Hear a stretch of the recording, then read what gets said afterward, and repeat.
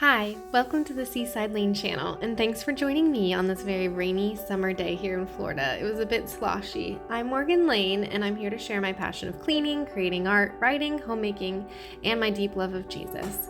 As a wife, mother, and believer in Christ, I find joy in serving my family and glorifying God through my daily tasks and routines and hobbies. My daughter decided she wanted to be my videographer to start this until she got highly distracted and left. But she goes, I'm going to show all the Seaside Lane women you getting ready. So here are her clips.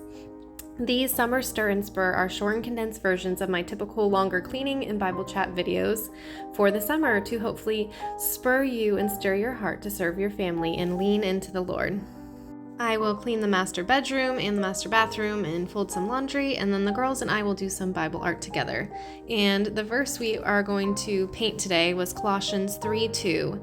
It says, "Set your minds on things above, not on earthly things." Or my youngest daughter's kids' Bible says, "Set your minds on heavenly things, not on earthly things." She did a somersault and I threw the laundry on her head because she kept somersaulting all over my bed in my fresh laundry, and then her hair got stuck.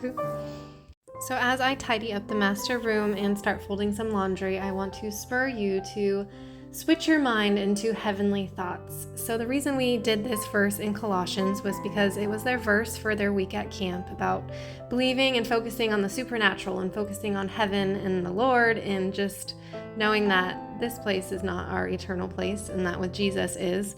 And so, to be honest, we have daily encounters with our families, what we call like our quiet time, our Bible time with the Lord, to focus on Him. And my daughter noticed, she goes, "Mom, you have been like a bit crabby." And then I looked her in the eye and I said, I have not had my daily encounter for a few days. I have not met with Jesus.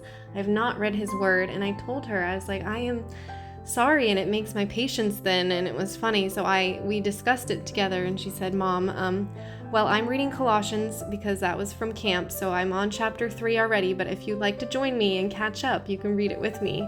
So we did. We started over and we walked through chapter by chapter, and we read Colossians the past 4 days together, and at the end she wanted to paint it in her Bible.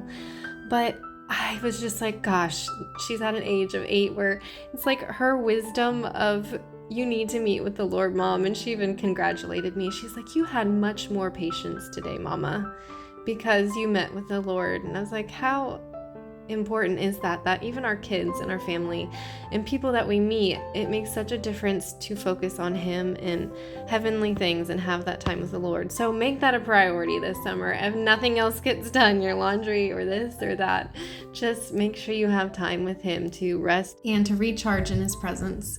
And while we were painting, it was funny because the worship song came on, the Monday Morning Faith by Chelsea Plank and the SCU worship team.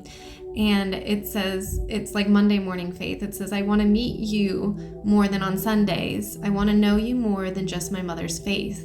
Because that's not enough to get me through the rough. Oh, I need a Monday morning faith. I want to hear you more than just one way.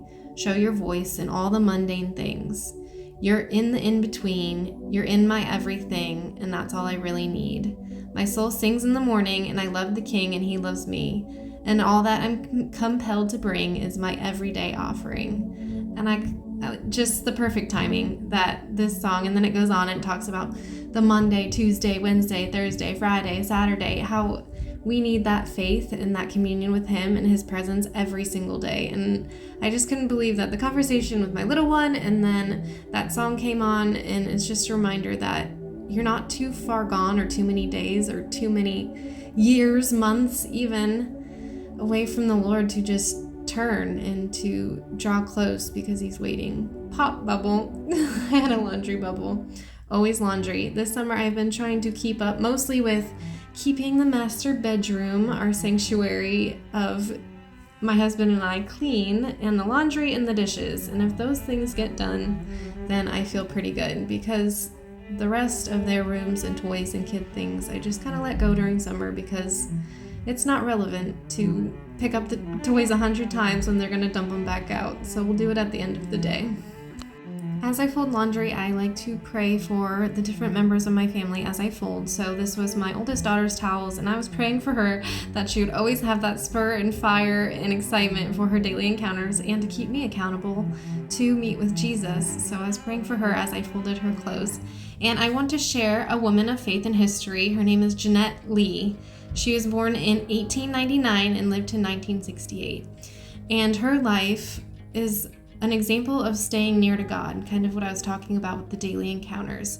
When Jeanette Lee was a little girl in South China, her father, a Buddhist, worshiped idols instead of the true one God. Something in Jeanette's heart told her that this was wrong. Her mother felt it too. Neither knew about the real God or Jesus. Jeanette heard about Jesus when she was 7 and sick with a fever at a missionary hospital. The doctors told her that God sent Jesus to die on the cross so everyone could be forgiven of their sins and to live in heaven with him forever. Jeanette wanted that kind of forgiveness. She prayed and asked Jesus into her heart. She attended Christian school and was baptized at the age of 10, and her mother became a believer and was baptized too. And they both found out how wonderful life was in Christ. But it came with a price. Her family disowned them, and they had turned from the Buddhist religion. It hurt, but they believed that nothing, not even family, can pull them away from God. Sometimes, without noticing, we carelessly drift away from God. That happened to Jeanette. She studied hard and she became a teacher, and all the studying took her away from praying and reading the Bible. Thankfully, she noticed herself becoming distant from God, and she concentrated on staying near to him again. And that is kind of what my daughter and I were talking about. That's why I wanted to share Jeanette's story. Just that we do lose focus sometimes, and we don't always stay near, but we can always turn back. God used Jeanette for the rest of her life to share the news about Jesus. Life was difficult sometimes, but whenever she needed something, God was there to help her. In an autobiography she wrote, "In every period of my life, I have found God sufficient for my every need, for my help in my weakness." If you find yourself drifting, think of Jeanette and remember to stay close to God. Whenever you need, he will provide for you, just as he did for her. Bye, friends. I'll see you next time.